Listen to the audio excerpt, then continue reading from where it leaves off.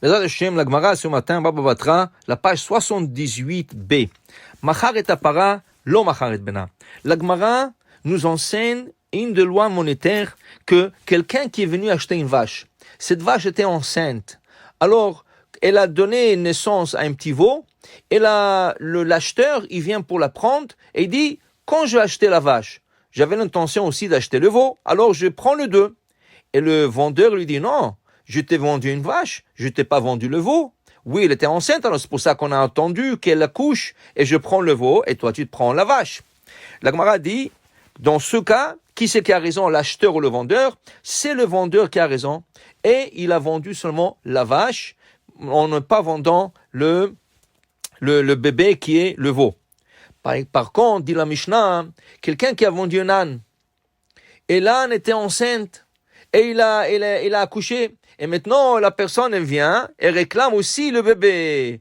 Et la Gemara dit, qui c'est qui a raison? C'est l'acheteur qui a raison, il prend l'âne et son bébé, tandis que dans la vache, il ne prend pas le bébé. Dit la Gemara, Ichidami, de quoi nous parlons? Idamar lehi ou bena. Si ça a été spécifié, j'achète la vache et son bébé, ou l'âne et son bébé, afilu para ou bnanami, alors il fallait donner la vache et son bébé. Si ça n'a pas été spécifié, dans ce cas, pourquoi dans le cas de l'âne, on dit qu'il prend le bébé aussi? Amarav papa, d'amarle, chamor minika, ou paraminika, nimcherla. Dit Rav Papa, on parle d'un cas spécifique. Quel est ce cas? Il lui a dit, je te vends une vache qui allait. Je te vends un âne qui allait. Quelle est la différence entre le deux? Quand quelqu'un dit, je te vends une vache qui allait, qu'est-ce qu'il voulait dire en disant qu'elle allait? Dit la Gemara, en disant une vache qui allait, ceci veut dire, il n'inclut pas le bébé. Il veut dire que cette vache, à part qu'il aura le profit de travailler avec, il aura aussi le profit d'avoir beaucoup du lait, ou s'il a acheté pour du lait, elle aura beaucoup plus du lait. Pourquoi? Parce qu'elle allait. Et quand elle allait, elle a plus de lait. Mais ça n'a jamais voulu dire qu'il a vendu le bébé avec. Mais quand quelqu'un dit, je te vends un âne qui allait, qu'est-ce que ça veut dire? Pourquoi on doit spécifier ça? Ceci veut dire, je te vends un âne qui allait, ça veut dire, je te vends le bébé avec. Il faut savoir que les lois monétaires, c'est des lois très complexes.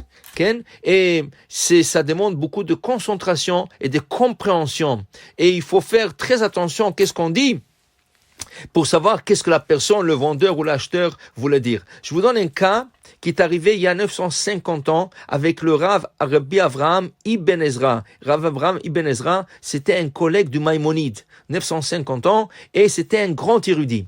Voilà que deux juifs marchent dans le désert. Et un troisième juif arrive et il leur dit, Rabotai, ça fait déjà 2 jours que je suis perdu ici dans ce coin, je n'arrive pas à sortir de ce désert et je n'ai rien mangé. S'il vous plaît, donnez-moi quelque chose à manger. Tout de suite, les deux, sans hésiter, sans penser, ils ont ouvert leur sac. Un, il avait 3 sandwichs, l'autre, il avait 2 sandwichs, et ils se sont partagés le sandwich un peu, et ça a pris un peu de temps jusqu'à qu'ils sont sortis tous les 3 de ce désert, et Baruch Hashem, tout le monde était bien sain sauf. Le lendemain, le monsieur, il vient pour le remercier.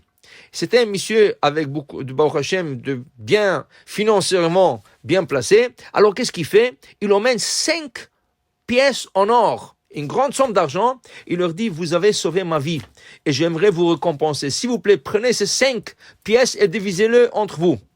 Là, celui qui avait le 3 sandwichs, il dit, Baruch Hashem, merci. Moi, j'avais 3 sandwichs. Dans ce cas, moi, je reçois 3 pièces en or. L'autre, il dit, non, comment ça se fait?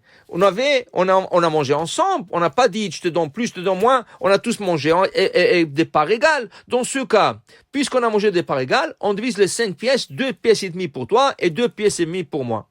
Il voyait qu'ils ne s'en sentaient pas, ils ne voulaient pas se disputer, alors il a dit, on va aller demander au rabbin. Dans la Torah, qu'est-ce que la Torah? Comment la Torah? Quelle est la manière de voir ça selon la Torah? Ils arrivent chez le Rav Ibn Ezra, il réfléchit un peu, il dit voilà, on prend les 5 pièces, celui qui avait 3 sandwichs, il recevra 4 pièces d'argent, et celui qui avait 2 sandwichs recevra 1 pièce d'argent. Le 2 regarde le rabbin, même le 3e, il regarde le rabbin, il dit, mais qu'est-ce qui se passe là? La question n'était pas là, la question était, lui il veut 3, il veut donner à son ami 2, l'autre il dit non, on partage égal, 2 et 2, 2,5 et 2,5. Et là, vous venez vous dire 4 et 1.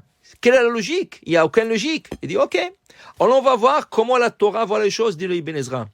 Vous avez eu 5 sandwichs. Un, il avait 3 sandwichs. L'autre, il avait 2 sandwichs. En total, c'est 5 sandwichs. Vous êtes 3 personnes. Si je prends 5 sandwichs et je dois diviser en parts égales pour 3 personnes, ça veut dire que je dois prendre chaque sandwich et le diviser en 3.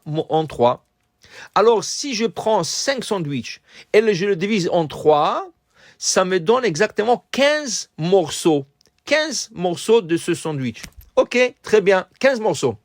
S'ils sont 3, de 15 morceaux, combien il va manger chacun? Chacun, il va manger 5 morceaux de la totalité. Alors, on va voir. Le premier, il avait 3 sandwichs. Combien de morceaux il a en total, lui? 3 sandwichs, ça fait 9 morceaux. Il a mangé 5 morceaux lui-même. Il lui reste 4 morceaux à partager. Voilà, tu lui donnes 4 pièces en or. L'autre, combien il avait? Il avait 2 sandwichs. Combien de morceaux ils ont 2 sandwichs? 6 morceaux. Mais lui, il a mangé 5. Ça veut dire qu'il avait un seul morceau à partager. Voilà, il reçoit une pièce. Le 3 était bouche bée. Il leur a dit, voilà, ça c'est l'œil de la Torah. C'est comme ça qu'on juge des lois monétaires. C'est pas toujours notre logique. Il faut voir la logique de la Torah. Baruch Adonai Le'olam. Amen. Amen.